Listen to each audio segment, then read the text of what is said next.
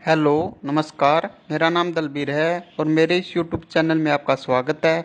मेरे इस YouTube channel का नाम इंडियन टेक्निकल फार्मिंग है और आज मैं आपके लिए एक खेती से जुड़ी नई वीडियो लेकर आया हूं। इस वीडियो में आज मैं आपको बताता हूं कि कपास में खरपतवारों का नियंत्रण कैसे करें जिससे कपास की फसल में खरपतवारों का नियंत्रण हो जाए, जिससे कि हमें कम खर्च व कम समय में ज़्यादा से ज़्यादा फसल की पैदावार प्राप्त हो, जिससे कि हमें एक अच्छी इनकम प्राप्त हो। इस वीडियो को अंत तक जरूर देखें ताकि आपको खेती से जुड़ी सभी जानकारी प्राप्त हो। अगर आप चैनल पर नए हो तो इस वीडियो को ज़्यादा से ज़्यादा लाइक, शेयर व इंडियन टेक्निकल फार्मिंग चैनल को सब्सक्राइब जरूर करना ताकि अन्य किसानों को खेती से जुड़ी सभी जानकारी प्राप्त हो और आने वाली वीडियो की नोटिफिकेशन आपको मिलती रहे। चलो चलिए वीडियो को स्टार्ट करते हैं। आज हम बात करते हैं सरपास 7272 BT2 वैरायटी की। ये वैरायटी बहुत बढ़िया वैरायटी है। ये अच्छी उत्पादन देती है। ये मध्य अवधि की किस्म है।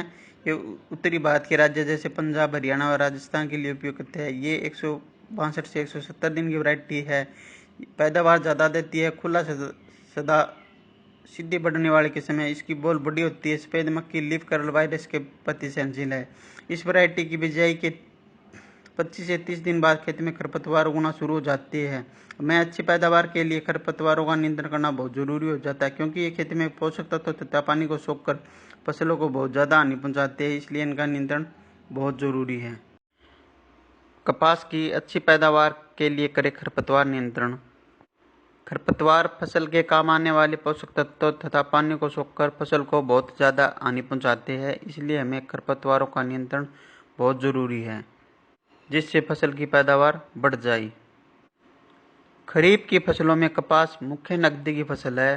पिछले वर्षों में देश के किसानों ने बड़ी संख्या में कपास की फसल की तरफ रुझान किया है तथा वर्तमान में देश में करीब कई लाख हेक्टेयर में बीटे कपास कॉटन की खेती की जाती है। बीटे कपास में लाइन से लाइन व पौधे से पौधे का फासला ज़्यादा होने के कारण इसमें खरपतवार बहुत ज़्यादा संख्या में उग जाते हैं, जो फसल को भारी नुकसान पहुंचाते हैं। इसलिए हमें कपास की अच्छी पैदावार लेने के लिए खरपतवार का नियंत्रण बहुत जरूरी है। खरपतवार फसल के काम आने वाले पोषक तत्वों तथा पानी को सोखकर फसल को बहुत ज़्यादा हानि पहुंचाते हैं तथा इसके साथ साथ खरपतवार कई तरह के कीटों को जैसे मीलीबग, सुंडी, सफेद मक्खी को बहुत ज़्यादा बढ़ावा देते हैं, जो कि फसल को भारी संख्या में नुकसान पहुंचाते हैं। किसान यदि खरपतवार का समय से नियंत्रण कर ले तो खेत में कीड़े लगने की संभावना बहुत ही ज़्यादा कम हो जाती है। कपास में मुख्य रूप से सावक, मकड़ा, चौलाई, पलपोटन, हिरणखुरी जैसे बहुत ज़्यादा खरपतवार उग जाते हैं। सबसे ज़्यादा नुकसान मोथा, साठी, मकड़ा आदि खरपतवार करते हैं। इसलिए इन्हें समय से नियंत्रण करना बहुत ज़्यादा जरूरी है। खरपतवार का नियंत्रण। खरपतवार की रोकथाम के लिए हम खरपतवारों का नियंत्रण करते हैं। ये खरपतवारों का नियंत्रण हम कसौले की सहायता से भी कर सकते हैं या त्रिफाड़ी की सहायता से कर सकते हैं या ट्रैक्टर कल्टीवेटर की सहायता से भी हम कर सकते हैं या फिर रासायनिक दवाओं का इस्तेमाल से भी हम खरपतवारों का नियंत्रण कर सकते हैं। खरपतवार की रोकथाम हम बिजाई के समय भी कर सकते हैं। खरपतवार की रोकथाम के लिए कपास की फसल में बिजाई के 20 से 25 दिन बाद सूखी गुड़ाई तथा पानी लगाने के बाद दूसरी गुड़ाई कर दे, ताकि खरपतवार काफ़ी हद तक नियंत्रण हो जाए। यह गुड़ाई आप कसौले की सहायता से या बैलों व त्रिफाड़ी की सहायता से भी आप कर सकते हो। जब फसल 2 महीने की हो जाए तो ट्रैक्टर के कल्टीवेटर से भी इसकी गुड़ाई की जा सकती है। हम खरपतवारों का नियंत्रण रासायनिक दवाओं से भी कर सकते हैं। रासायनिक नियंत्रण के लिए बिजाई के तुरंत बाद 2-3 दिन के अंदर पेंडामेलिथियान 30% EC की 1.5 लीटर मात्रा प्रति एकड़ के हिसाब से 250 लीटर पानी में मिलाकर छिड़काव करने से सांठी, धावक, मकड़ा आदि खरपतवारों का नियंत्रण अच्छी तरीके से हो जाता है। किसान कपास में खरपतवार की रोकथाम के लिए बिजाई के 40 से 45 दिन बाद पेंडामेलिथियान की 1.5 लीटर मात्रा प्रति एकड़ के हिसाब से 30 मिलीलीटर पानी में मिलाकर छिड़काव करके अच्छी सिंचाई कर दे। इससे भी खरपतवार नियंत्रण हो जाते हैं।